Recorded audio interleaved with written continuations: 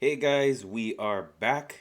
I am Anthony. This is Matt. We are the Amoonguss Burnouts, Season 4 MBC champions. your season 4 MBC champions, and we are here to break down our finals match, games 1, 2, and 3, against the Sword Division, correct? Yeah, Sword Division champions, the Sky Pillars. It was a great set. And first thing we're going to do is we got the pace in front of us right here and just break it down real quick. Go ahead, Matt.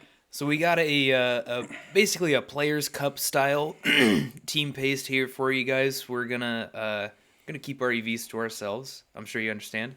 Um, these are also the sides that you'll see. Anthony's got Duraludon, Volcarona, Slowking, and Hitmonlee on his side, and I am rocking the Gmax Grimmsnarl, Blastoise, Pincurchin, and Comfey. So the lead that we planned to start off with in game one was the classic Grimmsnarl Duraludon, which a lot of players actually prepped for throughout the Yeah. season, but we never used it. No. We never used it as a lead at least until now, which is strange because it's really good. But so we were thinking that maybe they might not expect that since we've never actually done it before now. But it's really powerful pair, especially with the fake tears and the light screen. The taunt is really going to help against especially we put that on there largely for Milotic, but also for the Riolu to stop the follow me coaching stuff and also to stop the coil hypnosis for Milotic. And then you also notice we don't have a dragon move on Duraludon. We felt that we needed the coverage plus protect a little bit more. Flash Cannon steals hitting pretty much everything on their team. Electric is there for Milotic, and then Dark is there for Chandelure. Um, After that, we've got in the back on the Duraludon side, we've got Volcarona. We got a Quiver Dance set. Fiery Dance and Giga Drain is hitting everything on their team except for Chandelure. We decided to go for Fiery Dance over Heat Wave, which we usually use specifically because of the Chandelure, because it can. We know that they've used Flash Fire in the past, so it can just switch in and get a boost on any fire move. Then we got the Slow King for a Trick Room mode with Protect Scald, Fire Blast, Trick Room. Fire Blast, a little weird here. It's basically the only way we were going to be able to two-shot the Assault Vest Rillaboom without some kind of a boosting item, and we wanted to go for a little more safety on the Slow King. And then lastly, we've got the Hitmonlee with just a bunch of coverage. We felt it was better to go for coverage instead of protect because if we were going to be using it, we were pretty much going to be Dynamaxing it, and that's going to pair well with our Comfey, which can hit our own Hitmonlee with a Draining Kiss and avoid opposing Follow Me, even though it is Prankster Follow Me. But Triage goes before. yeah. Well, Prankster puts Follow Me on the same priority level, but Comfey is quite a bit faster Yeah. than Riolu is, so we were pretty safe there. And then on the other side, behind behind the Grimmsnarl, we've got our classic support Blastoise with Rindo Berry. The Follow Me was it was maybe the MVP of the team with being as bulky as it is with that Follow Me, and Flip Turn is really nice too. Then we've got Pincurchin to help out with the Trick Room mode. Rising Voltage is kind of usually the only important move on Pincurchin, but we also thought that our Trick Room mode might not be a huge part of this match, so we figured if we can put a Shuka Berry on it, we can survive pretty much any hit, and it can actually go for a Memento and provide a little bit of support while it's getting off the field and bringing in a more solid support mon, which really any of the other three count as. And then of course we've got the Comfey. You already mentioned it. Yeah, with also potentially to help with a Trick Room mode. We didn't really anticipate clicking Trick Room very much. Yeah. It's mostly that floral healing. That's just its best move. It's just crazy good. So that's we didn't really have much of a great item to put on the Comfey either. They didn't really have any strong poison or steel types. So just we know they've used taunt on Rillaboom before actually. So Yeah. just in case of something like that, was a safe choice. So the general idea that we were going with here, at least in the front, was going with Duraludon Grimmsnarl in the front and basically trying to chip down some of the things that they have and go to an early lead. and really kind of get rid of some of their primary resources. And then, we had the Volcarona Blastoise that we felt the Volcarona could do major damage, but we had to get rid of key item or key Pokemon like the Chandelure first before we could really get the Volcarona set up and just go in. We really didn't anticipate being able to do that. We felt that it would be more of a good mid-game option than anything. We had the Trick Room mode in the back, and we felt Hitmonlee Comfey was more of a Game 2 or Game 3 bring, something that we could use really as more of an adjustment and bring something that might catch them on, put them on their back foot a little bit. But we felt that these bottom four, particularly Volcarona, Blastoise, Slowking, Pincurchin, in general, we could bring more or less all the time. At least as we were building, we felt that these four in general could really help, and then the Hitmonlee and the Comfey more or less could act like a lead a little bit that we could do later on. But yeah. Depending on what they went for, if there was something that we didn't expect that we thought the Hitmonlee and Comfey could deal with pretty well, then that was an option there. Yeah. All right, so I think that's pretty much everything, right, for the pace. So let's get into it. Get into the match here. We'll go ahead and bring that full screen. We're looking good over here. All right. So, first thing we'll talk about team preview right off the bat. We more or less what we anticipated. Shannon was going to end up being player one here.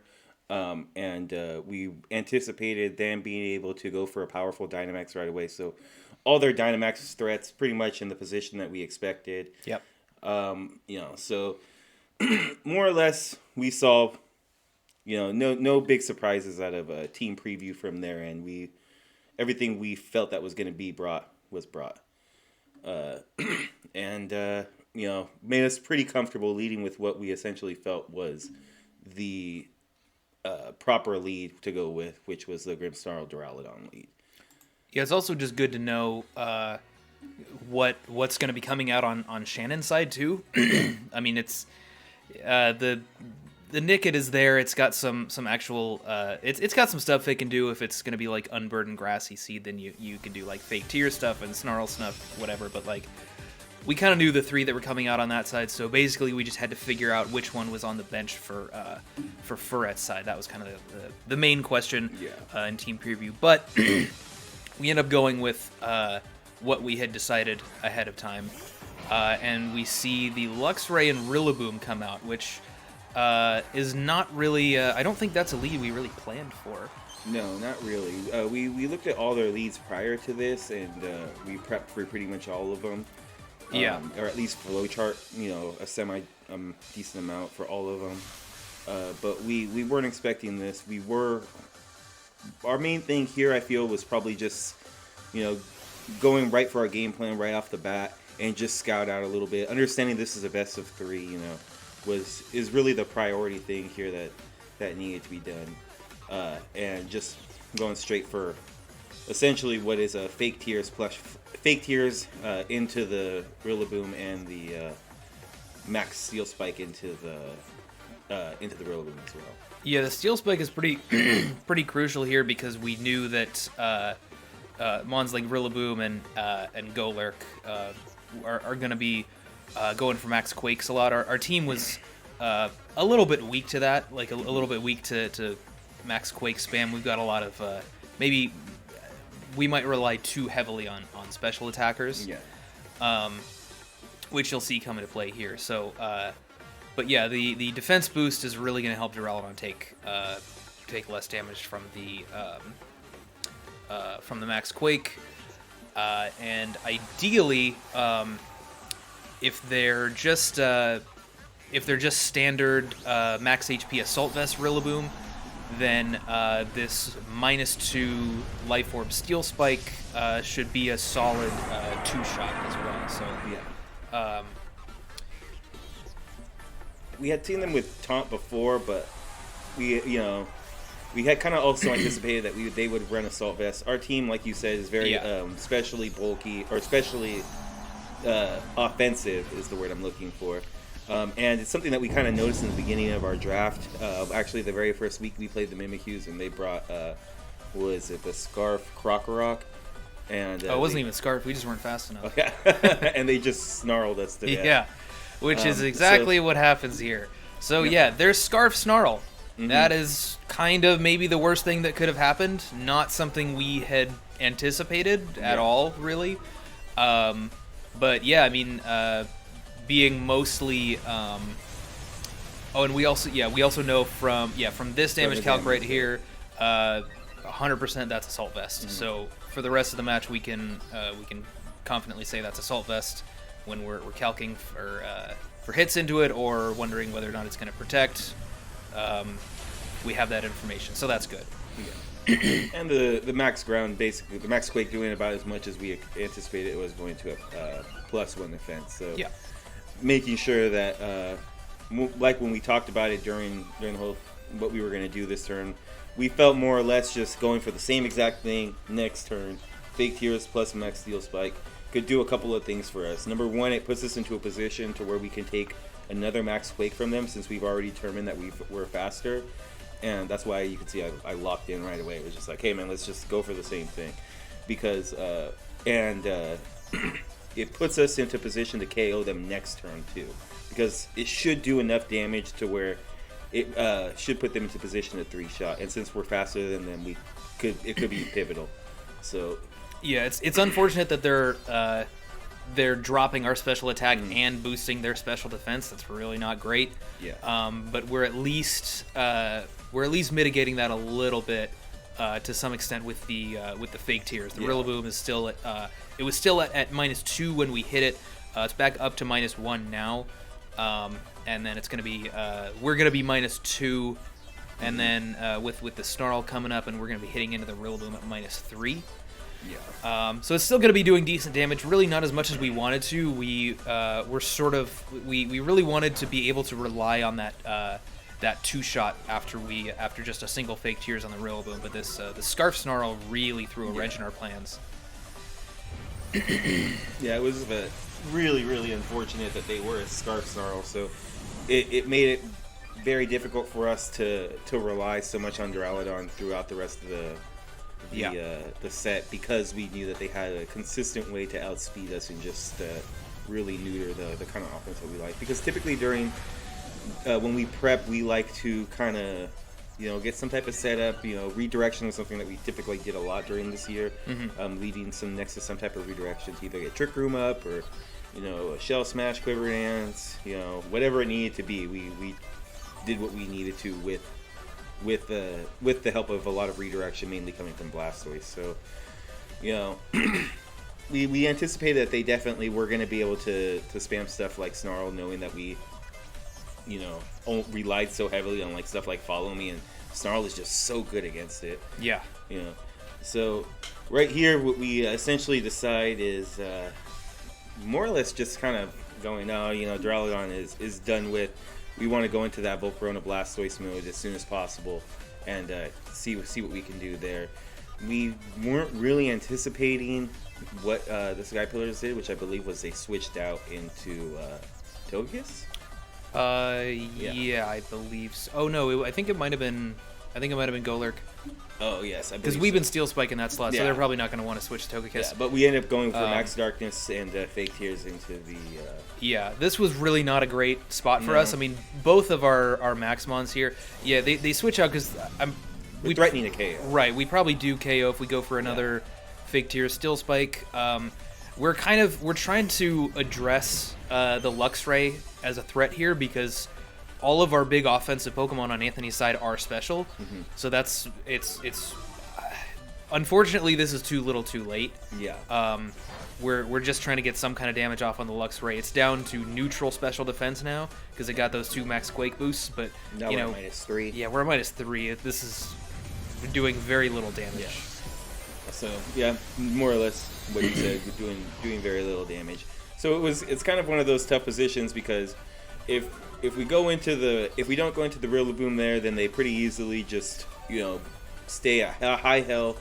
They start boosting up special defense wise, and then they come in with this ridiculously high special defense stat and the ability to continuously drop the Pokemon on my side's special attack stat. So it left us in a tough position to force them to pull that out and be left with this thing more or less at full health and eating pretty good here. Yeah, so here, they're not aware of this, but we do have foul play on our Grimmsnarl. We did the calc ahead of time. It's a stab foul play. It's an easy one shot on Golurk. Yeah.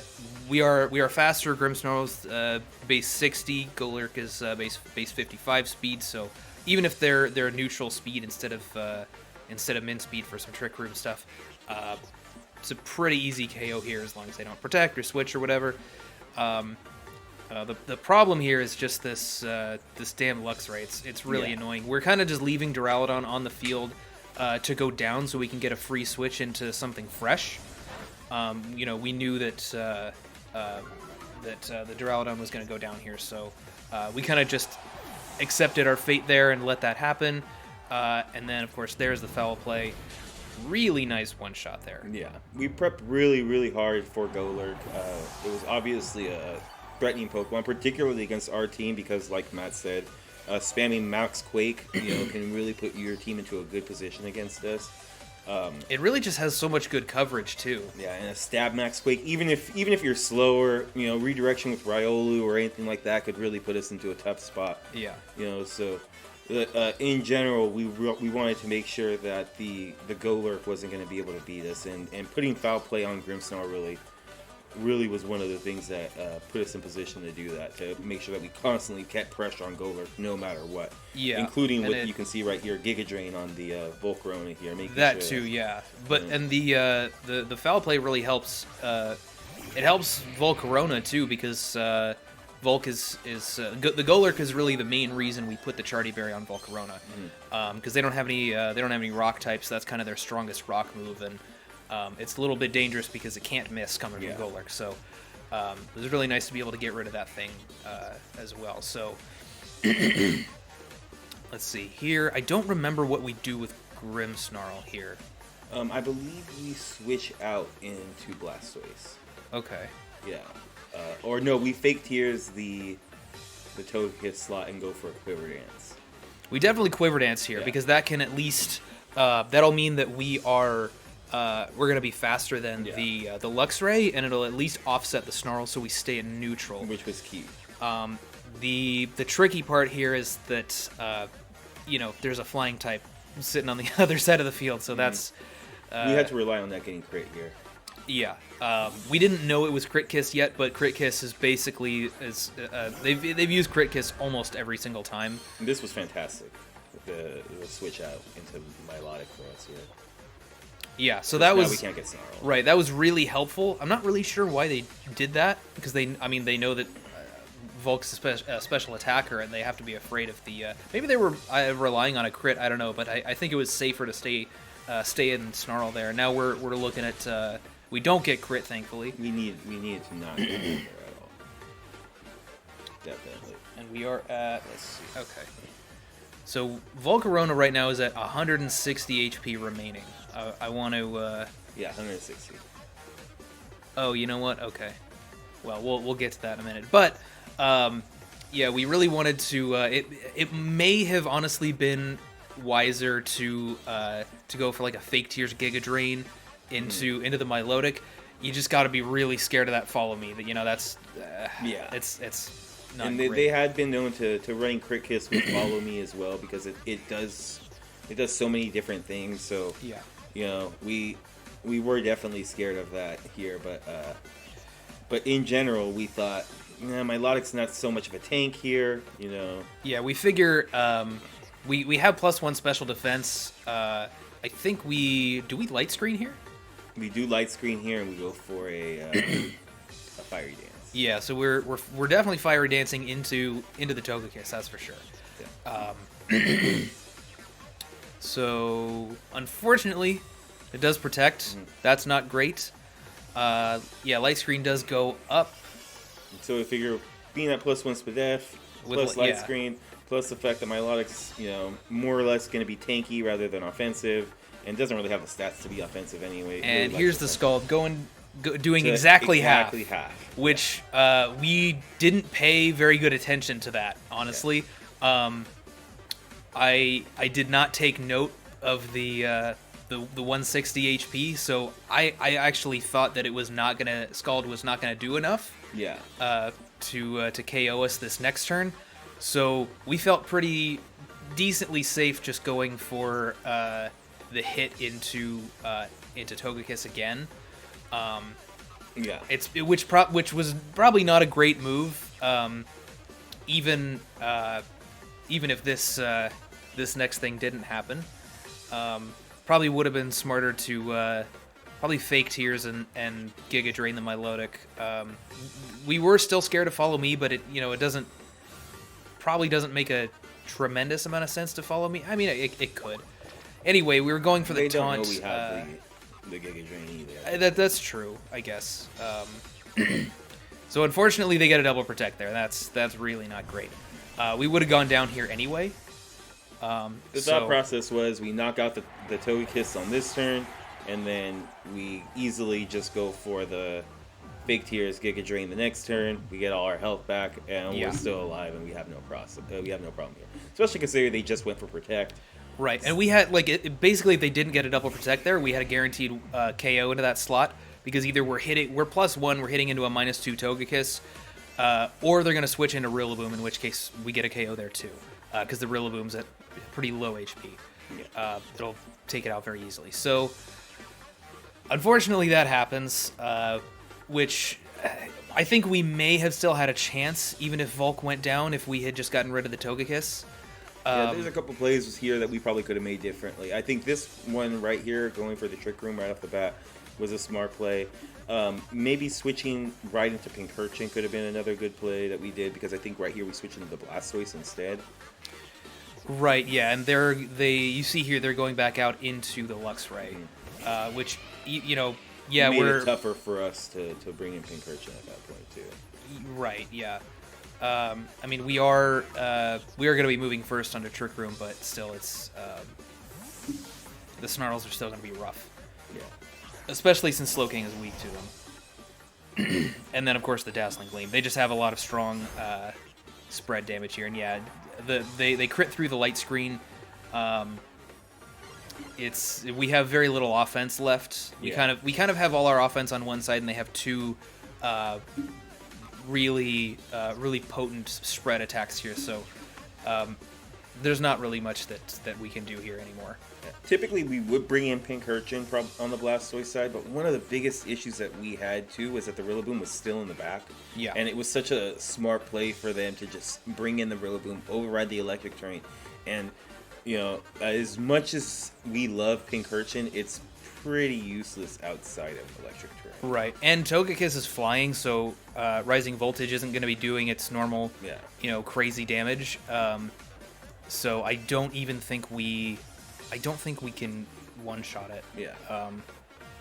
So yeah, it's more or less over here. The clock is ticking down too. I think if we haven't seen already, the 3-minute warning should be coming up here soon. So I think this turn we just try to get some damage off on the Luxray because we know it's a threat. Protect here from Togekiss is pretty good. We just go for a Follow Me, which admittedly was probably not great. They just showed that they're willing to go for Snarl and Dazzling Gleam. So, so we get a little bit of damage on the not the Raikou, the Luxray. Luxray, and the Slowking gets crit. Yeah, gets crit again. Two which crits in a row. I mean, the first one, yeah. The first one gets crit kiss. You can't complain about that. Yeah. But yeah, then they just crit through our light screen again with that Snarl. So really not great. No, not at all. But well, at this point, more or less, what we're feeling is what are some of the ways that we could beat what they have going on here. Yeah, at this point, we start planning for Game 3. Yeah. Game 2. Game 2. We just really didn't have enough offense, even with the Pincurchin in the back. We just really felt that losing Volcarona and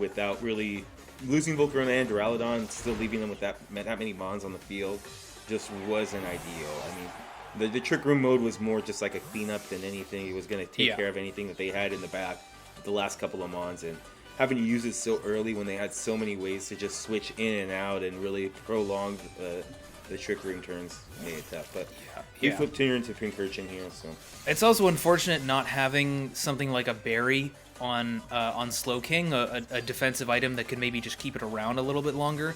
We put a Focus Sash on it more just because there were way too many, and unfortunately Slow King gets crit again. Probably would have survived with the light screen up if not for that crit, but you know, it's a 50-50, so yeah. but yeah, we decided to put a Focus Sash on Slow King because there were so many. There's the 3-minute warning. Because there were so many different super effective hits going into Slow King. The Rillaboom is obviously terrifying in or out of Trick Room. But we had already used the Rindo Berry on Blastoise. We felt it was more valuable there. We could have gone, I guess, for a like a Pinch Berry or something like that. Yeah, well, or a Ghost Resist Berry because they have the Golurk and the Chandelure. But even so, it's I still feel Sash was the proper call, though. right. It's just safer against both options instead of just having to just slap a Ghost Berry on it and then you know you get hit with a Grassy Glide and you know maybe Sash would have saved you. So yeah. I think one of the main reasons too is even though we didn't plan on having, we felt that Trick Room mode was a little bit underwhelming in the front. Mm-hmm. We did want to make sure that we could get it up in the front if we wanted to. And you know, being able to lead Blastoise next to Slow King with Focus Sash was gonna pretty much make sure that it was gonna take anything for the most part. So yeah, you know that was another reason why I still feel that Focus Sash would have probably is the best choice on it in general. Mm-hmm. So they get rid of our electric terrain here just to be extra safe. Mm-hmm.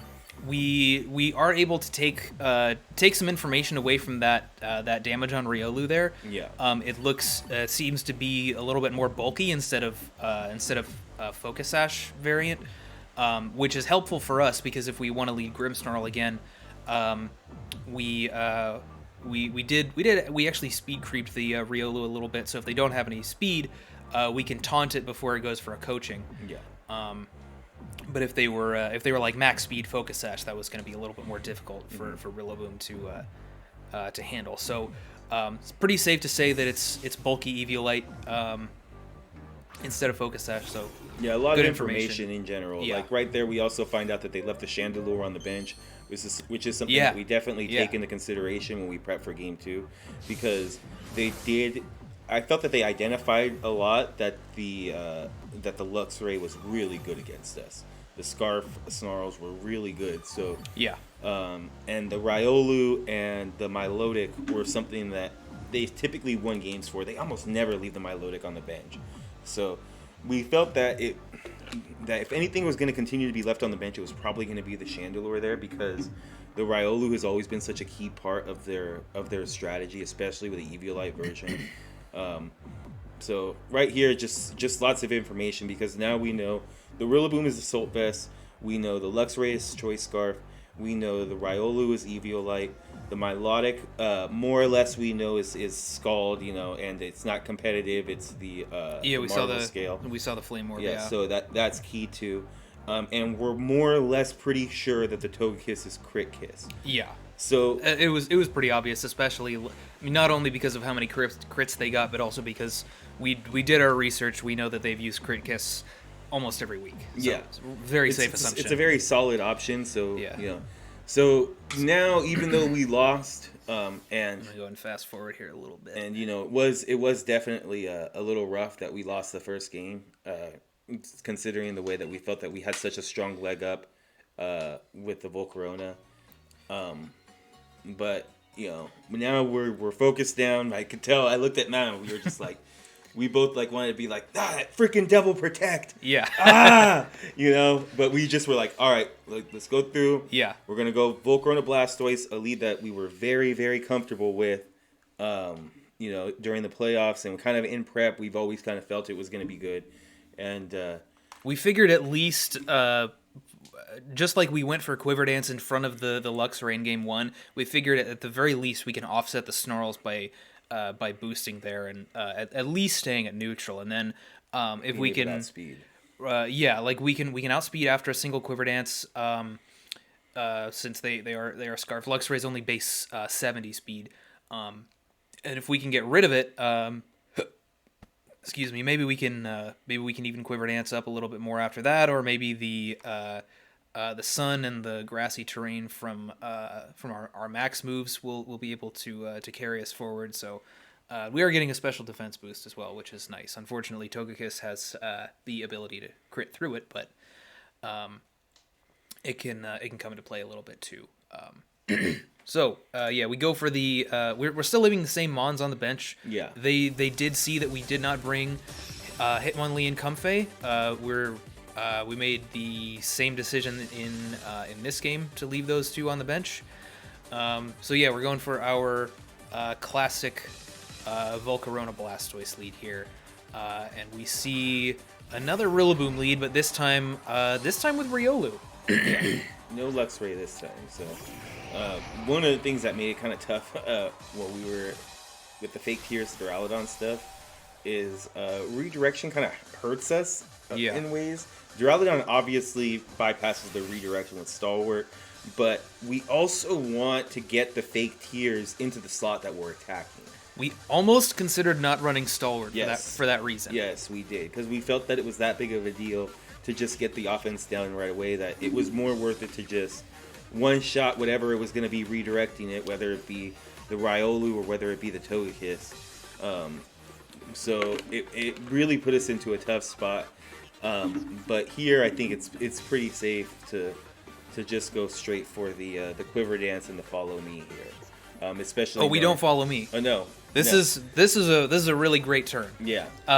We originally were planning that, but you're right. That's kind of the obvious play, but we also know that we're pretty confident that they're going to go for a coaching here, especially if they're maxing, which again they probably are. They maxed the Rillaboom turn 1 last game too, and we thought that and here we see the Rillaboom maxing. So we thought that a G-Max Drum Solo was just too obvious into the Blastoise. It was just too easy to go for the KO there. It's very tempting, you know. Yeah. So we decided this was a risky play.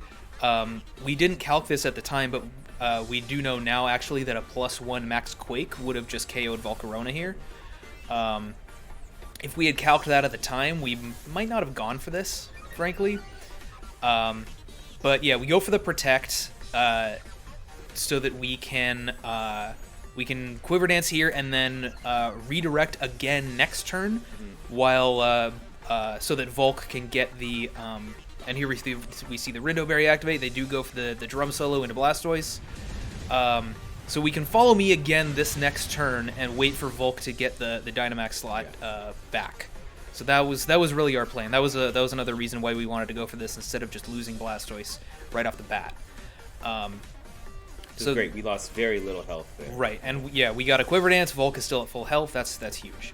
Yeah. We even got a little bit of recovery on Blastoise too from the grassy terrain. So this time we are going for a Fiery Dance into the Rillaboom. I don't remember the calc on this. I think it's a roll to 2-hit KO when they're maxed, but we also have a 50% chance to get a special attack boost on the Fiery Dance. Yeah. And here we absolutely just go for a Follow Me.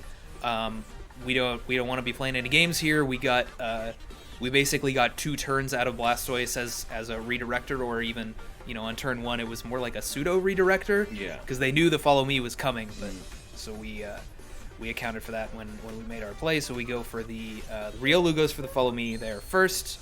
That +3 priority with the Prankster, and then Blastoise as well. Yeah, and you know, one of the key things here is we were planning on going for a Quiver Dance in the beginning. We thought about it to maybe even double up on it, considering how free it was essentially, that they weren't going to be able to stop it. But we felt that we might even pick up the KO on this, and it just, that Eviolite just really made it super bulky. And especially it's at +1, or no, it's not at +1 yet, but right.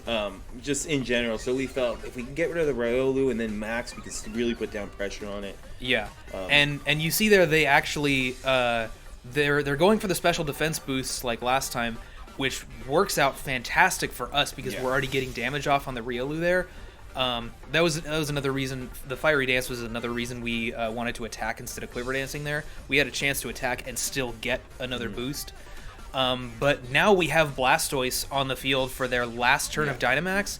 That's absolutely huge. Even like we'll take that trade every day, even though they're getting special defense boost. That's fantastic for us. Yeah, it was really fortunate because we felt that if they go for the DreamX drum solo there, they just wipe it out, and we have to start going against this thing head on. But now we get a turn of redirection, and it's our first turn of Dynamax here. Yeah. And we're at +1 Spadef, we're at +1 speed and +1 special attack. So really putting us into what we feel is the driver's seat right now, especially considering that they only have one turn of Dynamax left. So they go for Follow Me again. There makes sense. We did target the Rillaboom both of these two turns here. Also want to make a note that we did not get a special attack boost on the Fiery Dance. We'll come back to that later. Yeah, we're over 1. I'll keep track. So yeah, we get a big, a little bit overkill on the Riolu there, with that big +1 max flare, but that's okay. We get rid of the redirection. We set up Sun. The Sun is huge. Yeah, both redirectors go down now. The difference here being that their max is gone. We still have 2 turns of max left, and now we are able to just bring in the Grimmsnarl here and just start going for fake tears. We're faster than everything now. Yeah, this is a fantastic position for us, especially Volcarona sitting in front of that Rillaboom. Volcarona sitting in front of Rillaboom, under Sun, +1 boosted. Yes, we lose our redirector, but we had planned to lose them the turn before, so we got an extra turn out of it. Yeah. Really, this game is just shaping up really nicely for us. So having that Volcarona in the Sun, and then, they haven't seen the grass move yet either, which I think is really considerable, because I think they come back with Milotic here, because why not? No, I think Luxray comes out. Is it Luxray? Yeah, I think they want to snarl us. Yeah. Which Yep, there's the the Luxray. Yeah. So here we just we feel relatively confident that a +1 overgrowth in terrain will take out the Luxray, but that thing is so threatening to our ability to sweep that we just wanted to make absolutely sure. I don't even remember if we calc this on the spot. We may have. I don't know. But we figured maybe they're just fast and bulky instead of just the standard kind of set you'd expect on a Scarf Pokemon, just offense and speed investment. So and plus the Milotic switch in too. We wanted to be able to nail that down if they were able to switch. Right, that. yeah. So we end up going for Fake Tears Max Overgrowth into the Luxray slot because we know we're faster. It's a guaranteed KO whether they attack or switch, and we know they're Scarf, so they can't protect, obviously. So this is a really safe move for a really strong KO here. And we'd actually prefer they don't switch because we really want to get rid of that Snarl. Yeah. And we feel pretty safe just kind of leaving the Rillaboom alone here, because it's really not threatening the Volcarona very much. In fact, the Volcarona is threatening it. So they go for a +1 Grassy Glide, so it does a lot of damage to Grimmsnarl. And there's our Fake Tears, and the Overgrowth. So we were really relieved to see that thing stayed in. This KO was really huge for our ability to sweep. So just in general, just a really good play. I mean, yeah. So we're in a fantastic position now. Nothing like game one. This is the tables have turned. Yeah, big time. And now I think they obviously are stuck with bringing the Milotic in here. Yeah. We're totally okay with that because we feel that we have so many different ways to deal with it. We also went for an Overgrowth there because it's possible they had Chandelure in the back. Yes, and that was something that we were really scared of. That's why we didn't want to just have Heat Wave. Right. Because the possibility, they ran Scarf Chandelure a few times. The possibility of them just bringing in Chandelure, getting the Flash Fire boost, being Scarf, walling the Volcarona completely, and then utilizing the Sun that the Volcarona set up and just start launching Heat Waves, could really put us in a tight spot because we really didn't have a lot of switch-ins to that at all. I mean, you know, Grimmsnarl wasn't going to be able to take a lot. There's just nothing. I mean, maybe Blastoise might try and take care of it, but you know, just in general, we wouldn't have a lot of offense to take care of it. So. I don't even think we can reliably two-shot the Chandelure with foul play, assuming there's 0 attack IV. Yeah. So. Just in general, would have been a tough spot. So. Yeah. Luckily, they did have the Milotic here, and you know, we're able to just we go for the flare into the Rillaboom. Yeah, I think we switched. Yeah. So yeah, because the Rillaboom's faster than the Grimmsnarl. So we don't want it to Grassy Glide again. Yeah. So here because we get rid of the terrain, the Rillaboom can't attack here at all. We just get a big +1 Sun boosted Max Flare into that slot. They could have switched Rillaboom out. Didn't matter. We basically had a guaranteed KO into that slot. And Pincurchin especially coming in here is really big because they just go for the blind hypnosis. Yeah. We know. I think we only saw Scald from them last game, but they're known for coil hypnosis. So that's really that's really put a dent in a lot of teams. It's allowed them to win a lot of games because they can just get this big. They can just put stuff to sleep, especially Dynamax Mons. So would have been really bad if we got put to sleep there. I don't blame them for going for that move. That's the right move, honestly. Yeah, it's what they have to do. Volcarona was just putting down so much offense. It's in Sun. Yeah. I believe right here we end up going for Fiery Dance because, you know, it just made more sense in case they switched in the Togekiss there. It's going to take more damage. Also, I'm not. I don't think Giga Drain you said would have knocked out, right? I'm not actually sure. I know I did the Calc and Fiery Dance. Fiery Dance does more, and we don't need to heal at all. We're at full HP, so there's really no reason to go for a Giga Drain over Fiery Dance, since Fiery Dance is doing more in Sun. Yeah. And we want to make absolutely sure that Pincurchin does have the Shuka Berry, but if we can just get rid of the Golurk and not have to reveal that, and then just go for the Rising Voltage on Milotic relatively free, that would be good. That's essentially what we want to do here. So we get the Fiery Dance off, and that's a KO. So just I feel it was better there just in case they had some bulk in there or something to. Yeah. Also 0 for 2 on Fiery Dance boosts. Yep. So that's our second one, and then the big Rising Voltage comes out here. Somehow it lives. Yeah. I was pretty shocked by that. I know they like to run their Milotic very, very bulky. Honestly, I don't know if they have any special attack investment at all or speed. That kind of looks.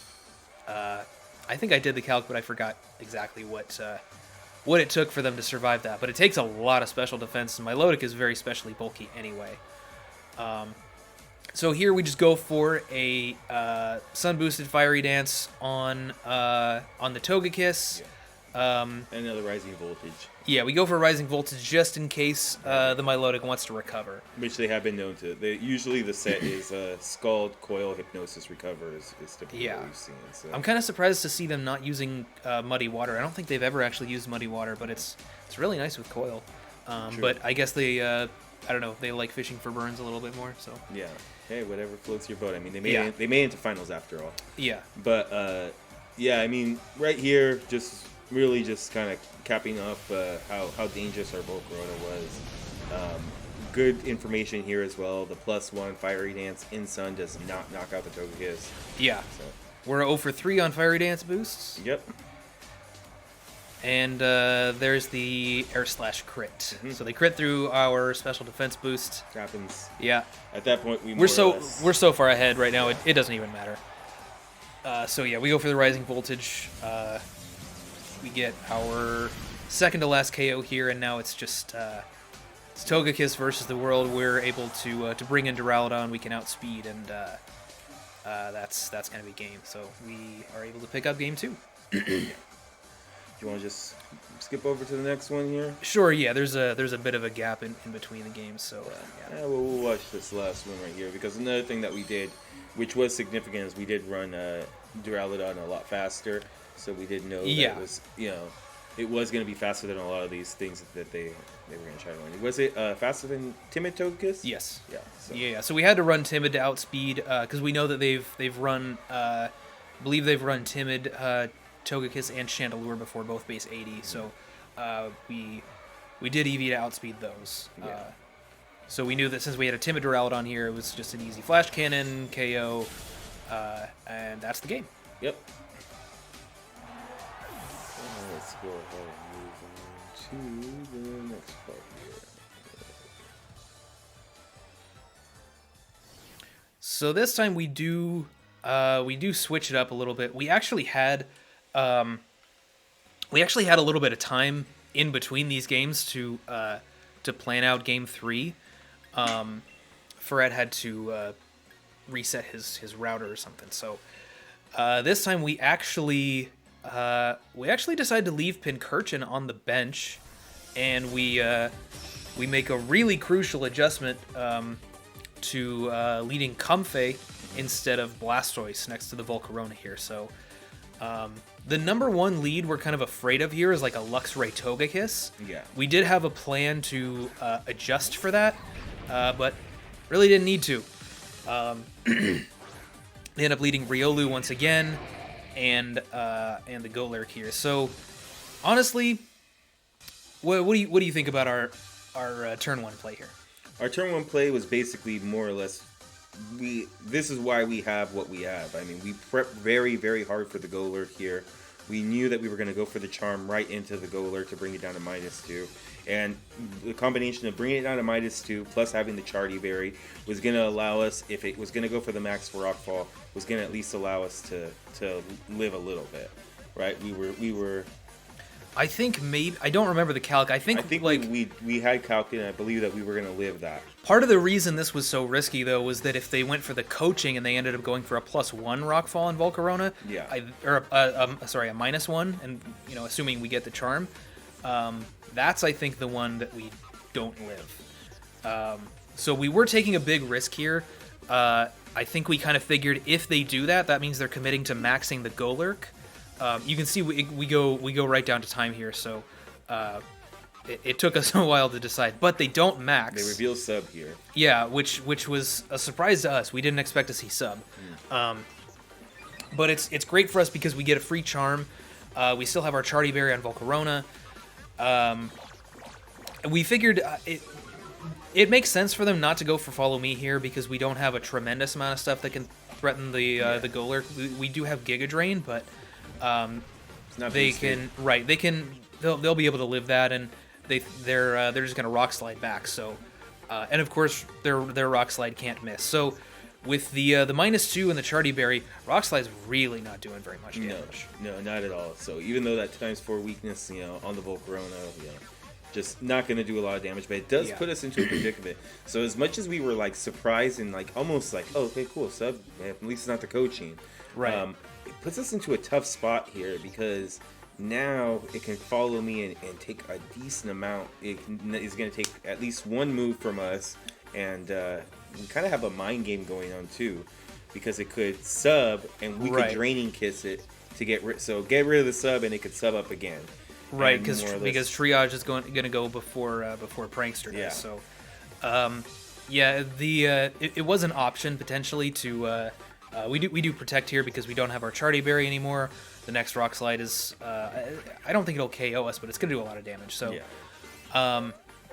we end up just going for another Charm here because obviously would have been better to go for Draining Kiss because you see they don't. They don't go for another sub. Which Draining Kiss, would have been safer, but would have been much nicer to actually get another Charm down on the Golurk. So I guess we were a little bit greedy there. But now we can max Volcarona, which will reduce the Rock Slide damage just as much as the Charty Berry did. So what we're gonna do here, actually, unfortunately, we do have to go for a max move into the sub, which is not great. It feels a little bit like we're wasting the max move if we do that.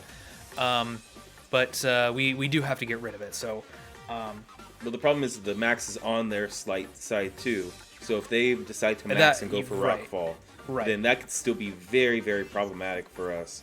But they are at -2, They're at so then they -2, have which hurts to them a little bit. right. They have to commit to Dynamaxing a -2 Pokemon. So I think we end up going for Floral Healing. Yeah, with the we- Comfey, yeah. and that was to make sure that if it does decide to go for the Rockfall, that we for sure live it, because I believe we do live yeah. that. Yeah. So because we are chipped down a decent amount here, obviously we're almost at like 70% health. So yeah, right here we have to max for defensive reasons, and Yeah. obviously because we would like to get rid of the sub and not Right. be spending so many turns just going into this Riolu. But We could also, again, kind of like last time, we could also Draining Kiss into the sub and then knock out Riolu. But again, it's a little bit weird if they go for sub again. Yeah, if they go for sub again. I don't know if that's something that they were considering, but it was a concern of ours. But Floral Healing is very safe here. We also wanted to max because we didn't want to have to wait another turn for the max to go back into the vault slot. So kind of unfortunate that we had to do that here and maybe waste a max move into the sub, but we're at least getting our sun up, so that's good. Yeah, and I think that's really one of the key things here is making sure that we get the sun up to help Volcarona add on to the amount of damage that it could do, because neutral fire damage across the board on this team just does so much, and you can see the Rock Slide coming in here, Yeah. basically bringing us down to what we were at before. So Right. So Beautiful. the Floral Healing there is really, really nice. but now we essentially have to go for another attack, and this time, of course, we target the Go Alert down because we force it to either decide to go for a sub again, or we decide it decides to try and redirect us. Yeah. So we do. Yeah, we have to force a decision here because they can't sub and follow me at the same time. If we Yeah. targeted the Riolu and they sub, that's very awkward. So. Yeah. So yeah, it's much safer to target into the Golurk here. What do we do with the Comfey this I turn? believe we go for Floral Healing again. That sounds right. Yeah. Yeah, because at least this time we're guaranteeing that we're not even going to be brought back down to the amount of health that we were at before, because we're well, if they don't follow me at least, because we're hitting into the Golurk. So, but yeah, it's the Floral Healing is really helping to keep. Oh right, they switch out the Riolu there. And they protect. Oh yeah, okay, so they protect the Golurk here, and the Max Flare will bring it down to just over half. But again, we did get that Quiver Dance up, so we are faster than we're faster than the Luxray. Oh no, did we go for Charm here? Oh yeah, I think we went for Charm because that would mean we get another Charm off if they go for Follow Me. That would mean we kill the Riolu and the Charm still goes into the Golurk slot. So here I think we heal one more time in this match. I think it's this turn. But again, just like last game, We're terrified of this Luxray. right? The Luxray's on the field. We know how threatening it is to our ability to sweep. We gotta get rid of it. So that's what we do here. We go through the Max Flare into the Luxray.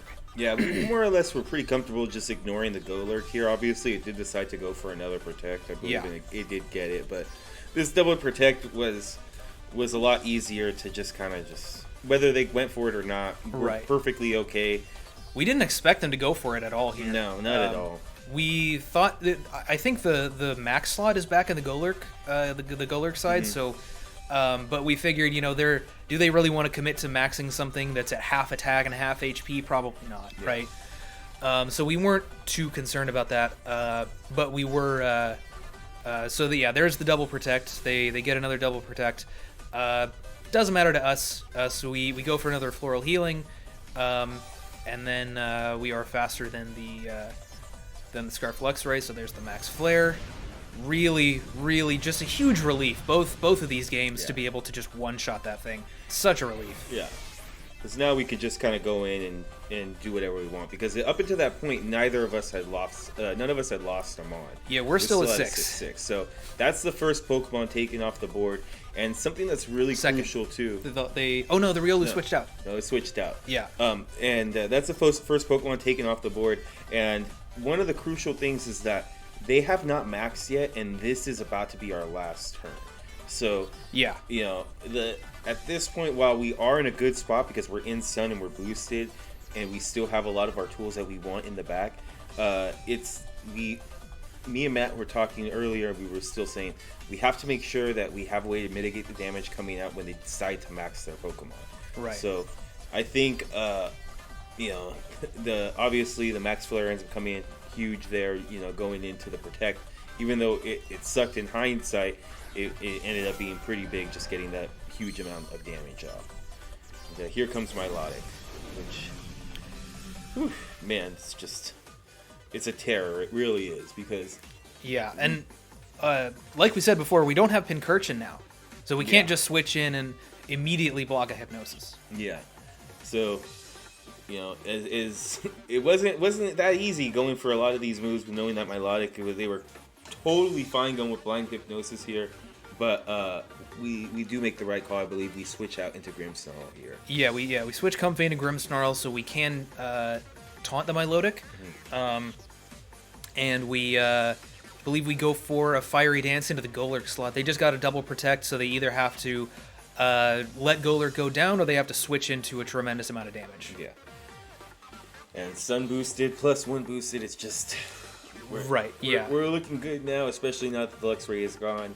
On this particular turn, we're looking to do a tremendous amount of damage into either slot, honestly. Yeah, they either have to switch, or they have to let the Golurk take a KO, or they have to switch into Rillaboom and let that take a KO, or they have to switch into Togekiss, which is what they do here, and take a tremendous amount of damage. Yeah. We bring them down to the red. Yeah. I wonder if maybe even letting the Golurk go here and then coming in and maxing the Togekiss might have been a lot better. That was probably their best option. Yeah. But instead, just so much good damage on the Togekiss there. And thankfully, they go for the Coil and they don't go for the Hypnosis there. Yeah. So now we're really, really putting the pressure down here, because we can essentially just do what we want. Although a Follow Me would have been pretty rough here if they decided to go for a Follow Me Hypnosis. Which is why we protect Volcarona this turn. So we went for a Protect on Volk here, just to cover for a Follow Me Hypnosis into Volk, and then we taunted the Milotic, just in case they went for Follow Me. The taunt goes into the Togekiss. They can't Follow Me next turn. We can just taunt next turn. So yeah, and we have a Roselli Berry here on Grimmsnarl as well. So this is just a really, really safe play. And I think I don't remember which. The Togekiss just goes for Protect, which is totally fine. In fact, that's actually great for us because we can just target that slot if we want to. Assuming they don't get a third double Protect. So also, they go for the Hypnosis there. Milotic swapping in too also lets us know that the Chandelure didn't come at all again. Yeah. Because man, I don't think people understand how terrified we were of that thing, because Volcarona looked great on paper, and when we were initially prepping, we were definitely looking at the sweeping potential of Volcarona, but the way that they used their Chandelure just really worried us. In if it swapped in on a Heat Wave or something like that, it just gets the Flash Fire boost in Sun. It could just wreck our team. Oh, that was also 0 for 4 on Fire Dance boost. 0 for 4. So now we get this Light Screen up, makes us extra bulky. Light Screen came in so quick. Yeah, it really helps against these Scalds. Yeah, it really did. So they actually don't even go for the double Protect, which is great for us. We just get a free KO on the Togekiss, and we're 0 for 5. Yep. Not one Fiery Dance boost. It's supposed to be 50%. Yeah, that's what they say. Scald goes into the double protects, Volk. a bunch of crits. I mean, we won. It's fine. It's fine. It's whatever. So it's okay, Matt. Is it? So Scald goes into the Volcarona there. Light Screen's really helping us out. And now the Golurk comes back out, and the Golurk. The Golurk is in the Dynamax slot now, so we could go for a Giga Drain onto that slot, but we also decided if they max, they actually can survive the Giga Drain.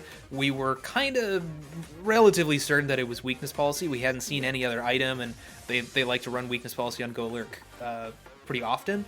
So we went for a Giga Drain into it, but just in case they maxed, which we thought was probably not very likely. Just in case they maxed, we went for a fake tears there too, just to guarantee that we got the KO there. So we're and the Milotic is just kind of sitting here not really doing much because we have +1 special defense on Volk and we have light screen up. So we do see the max, which we were both kind of surprised by. We kind of looked at each other when this happened and kind of went like, really? We were terrified of Max Guard. Yeah. Though, because a Max Guard plus switch into Riolu here would have really put a huge damper on what we were going to try and do here. Yeah. So, but they don't go for it. We get the fake tears off, get the Giga Drain off, and we were talking earlier about mitigating their Dynamax, and what a perfect way to do it. I just, Shannon in particular took a little bit of crap for Golurk not doing so much in this game. Yeah. But why don't people credit us for prepping so hard against it? Nobody else decided to put, stab foul play on a Pokemon. Yeah. Or, made sure that they had moves to drop the special defense and take care of it. And we had a lot of prep. Nobody taunted this Milotic, and that's we can talk about that after, because I kind of want to rant about how nobody was able to deal with this damn Milotic. But anyway, so the Rillaboom comes in here. What we decided to do, we figure Rillaboom can fake out one of us, and the taunt on Milotic actually just wore off. So we figure Giga Drain probably KOs Milotic. We got Terrain up from the Rillaboom. We got our +1 special attack boost. So we're actually just going to Giga Drain taunt the Milotic, just because it does have a coil boost, just to prevent it from being able to hypnosis stuff. Mm-hmm. I believe we go into the Rillaboom slot. No, I think we Giga Drain taunt the Milotic. Yeah. I think he. Yep. Let me just switch into the. Okay, yeah, and then they switch into the Golurk. I think they fake out the. Into the Rillaboom. Yeah, they fake out the Volk here. Mm-hmm. And then we get the taunt off into the Riolu switch. So at this point, after this turn, this is where we realize we have 100% win con. Yep. We calced Fiery Dance, +1 Fiery Dance against Assault Vest Rillaboom. I believe it would KO most of the time. So we decided to go for Fake Tears and a Fiery Dance into the Rillaboom. Just to make absolutely sure we get that KO, because if we have a guaranteed KO there, then we can just Fake Tears and attack the other side. They really just can't do anything. So Fake Tears, Fiery Dance, and a Rillaboom is our guaranteed win con here, because we do know that they are Assault Vest, so they can't protect here. So that's pretty much it. We got the game locked down pretty much. They have no choice. Although I was expecting the Riolu to switch out here into the Milotic. Yeah, me too. Yeah. Not that it was going to do anything for them, but yeah. And they do go for a fake out plus a grassy glide here, but ultimately it was a well prepped game. We did what we could to try and make sure that we were going to be able to put as much pressure on them as possible. Obviously, we saw the Volcarona was going to do a ton of damage. Yeah. But I mean, we didn't anticipate this, not at all. We figured it would clean up a lot of games, but yeah, maybe come in the mid game. We like I had said in the beginning, but we definitely didn't think it was just gonna. That's 0 for 6. Yep. Yeah. It shot to the top of the leaderboard. We kind of hurt its MVP chances because we had the Rage Powder version so many times that we brought. And it died so many times because obviously with the Follow Me or with the Rage Powder versions, you want it to die. If you want a versatile team, that's what you got to do sometimes. Yep. We didn't have like one big Pokemon that was at the top of the leaderboards, but we had I think we had more Pokemon in the top 10 than anybody else did. I think. Yeah. So yeah, we just went for a Fake Tears, Giga Drain there, got all our HP back, and that's pretty much it. Yep. Milotic comes in, and we can just Giga Drain that thing down too. Yeah, I mean, honestly, props to them for making it, to the finals. They are more than a worthy opponent. A lot of their sets were just so devastating to so many teams for good reason. Yeah. It took so much of our prep to make sure that we nailed every single spot, because it's like, well, what do we do against this? What do we? I mean, Scarf Chandelure never took the field, but man, we had some plans for it, you know. So, but the main things that we wanted to make sure we shut down, which I feel that we did a great job, was the Golurk and the Milotic. And because, I mean, Togekiss, as long as we develop a good game plan, it should take care of the Togekiss. But I felt that the problem was people over-prepared for those Pokemon, for the Rillaboom, for the Togekiss, and they left these behind, and those were the ones that ended up killing them. You know? For sure, yeah. So yeah, we made sure because we knew the kind of stuff that was getting them their wins before. So we made sure to do our research, do our prep, and make sure that we can actually address all of those threats that have been so successful for them in the past. Unfortunately, the one threat that we were not really that prepared to address was the Luxray, but we didn't really worry about it too much because we in prep anyway, because we never saw them using we never saw a Luxray with Snarl first of all. I think they did use a dark type move. I think they had Crunch, but Yeah. whatever.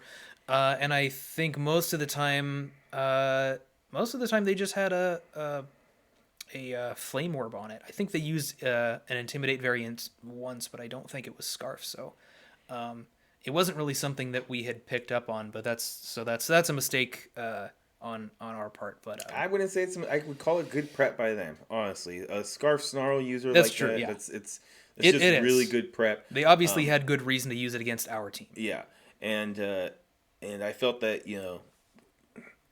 not to go too much into this, but me and you being so well versed in best of threes, we once we knew that it was Scarf, it's like okay, it doesn't have Protect. Yeah. Because that's our VGC minds working Right. constantly.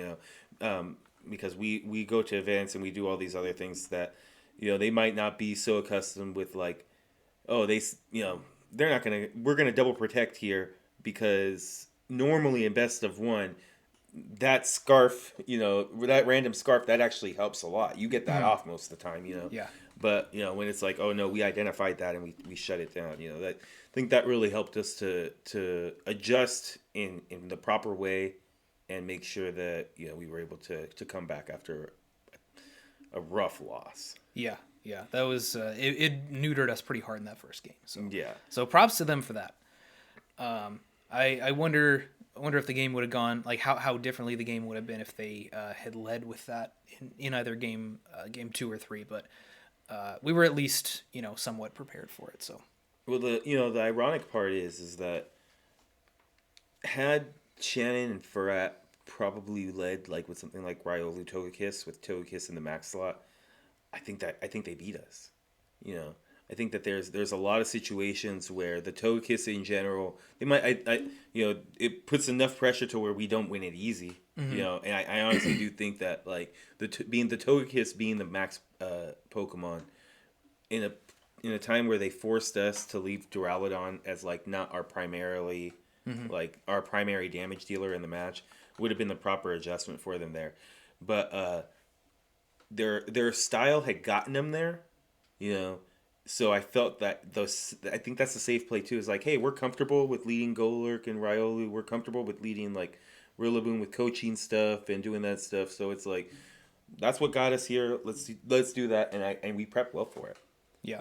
So I think that helped us a lot too. Yeah. I think we had ways to we got to talk about it a lot because we had like a 10-15 minute break in between games 2 and 3. So we did talk about a readjustment plan if they had led with Togekiss, because that probably was their best bet. I think most of the time, it depends on what is next to it. I think a Luxray would have been next to the Togekiss would have been pretty devastating. But a lot of the time, again, depending on what's next to the Togekiss, a lot of the time our play is probably just to protect Volcarona and switch into Blastoise. Yeah. In game 3 anyway. So. But either way, it was just an amazing set by those two. I mean, this is the first year playing. Yeah. I think in general they showed that, like, solid prep, good versatility is going to win you lots of games in this league, and it's going to be great having them in the league in the future. They're going to get a championship hopefully. So You know, Hopefully with Golurk. hopefully with Golurk. I know Shannon wants to put that in the Hall of Fame. You know, so and it Not came if we do it close. first. Oh, I'd be willing to do that. We'll see. We'll see. All right. Well, I think that's it, huh? Yeah, that should do it. All right. So with that, that wraps up our entire season here. It was fantastic for you guys being here, and this was our first year doing these videos. You know, we're gonna come back obviously next year with the power rankings video, but it was nice to break down this match and walk away this season the champion, and you know, hopefully we'll break that curse and make the playoffs. Yeah, feels good for now, but if that curse holds, it's not going to feel good next season. But yeah, we're focusing on back to back, just like doesn't click. yeah, we can do it. We can do it.